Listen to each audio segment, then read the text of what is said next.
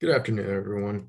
I want to make this defense quick, relatively simple, um, and I'm just going to start off essentially with giving a bit of background and then providing primary source material in order to back up my thesis. But Alexander Hamilton and James Madison referenced the United Netherlands in the Federalist 20, saying the United Netherlands are a confederacy of republics, or rather aristocracies of a very remarkable texture. Well, how did it get this way? Left out of this narrative is the Reformation and Protestantism, and how ultimately they became independent from Habsburg Spain. The Habsburgs were the royal family that had control over much of Europe in the 16th century. And questions they're going to arise from my topic are how significant was Protestantism and this Reformation to the politics of the Dutch Empire, and was it a motivating factor for public servants, soldiers, even the common people? Did it only inspire certain groups of people? Did it later influence their alliance with other countries during the 80 Years' War? And finally, was it connected to the wars of religion that basically suffocated all of Europe during the 17th century? It's essential to answer these questions to determine how and why the Dutch Empire continued to thrive during the early 18th century. Therefore, I stipulate that the Protestant faith of the Dutch influenced their economic and political success and motivated their soldiers and armies to fight a protracted war with the Spanish during the 80 Years' War. As a bit of background, keep in mind that republics specifically do not like long wars. The United States has an aversion to prolonged wars because it requires the support of a lot of people. It depends on who's elected and who's not. I could reference the American Civil War as an example to that. So the fact that the Dutch were able to continue to finance and support this ongoing effort against the Spanish for 80 years is something that no nation, especially a republic, could probably ever do again. Well, how are they able to do this? How are they able to maintain this support to do this? Well, it all comes back to religion.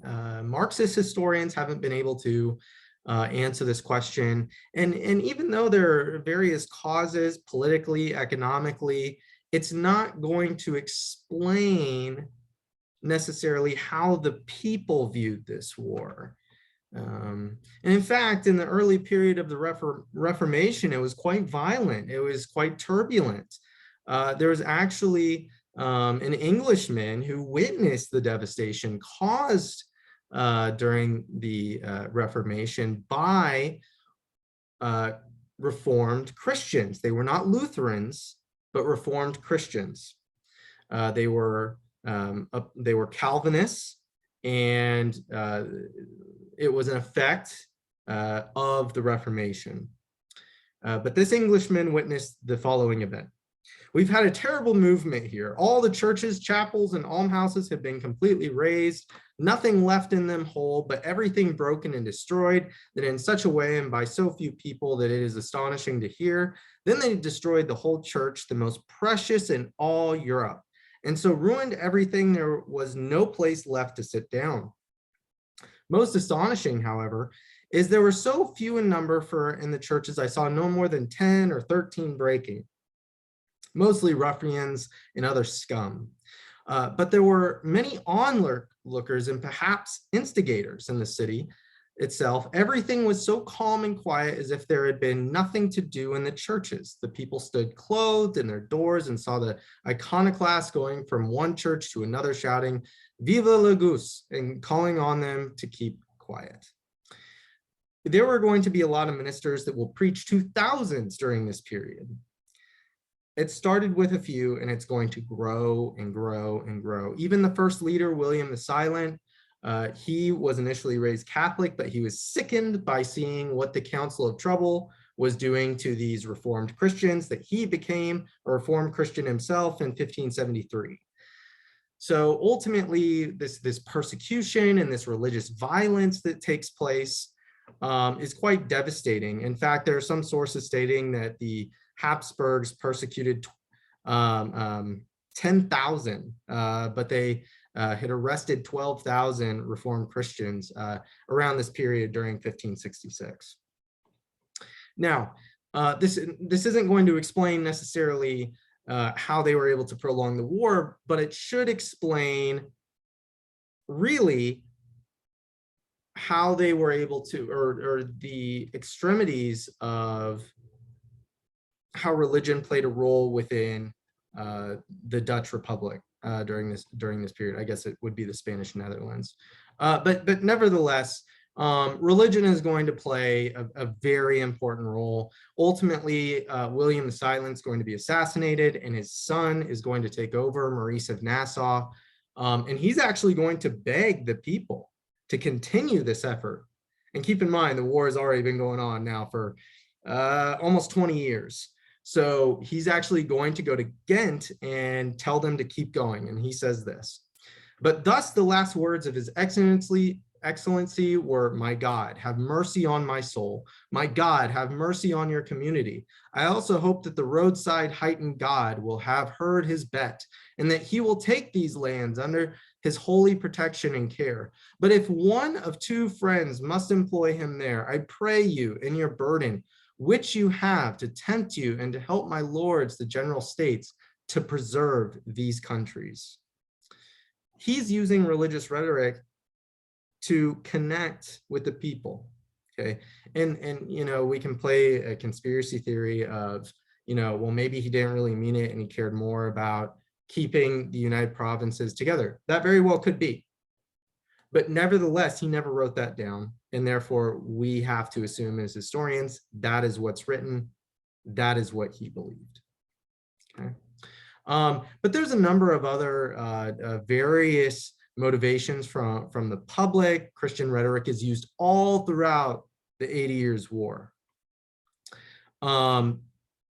So, for instance, they often reference Psalm 23. The public would use terms like "good God who looks after him," and "rest in grassy pastures, walking along tranquil waters." That's their goal. That's what they're seeing. But these are all biblical references.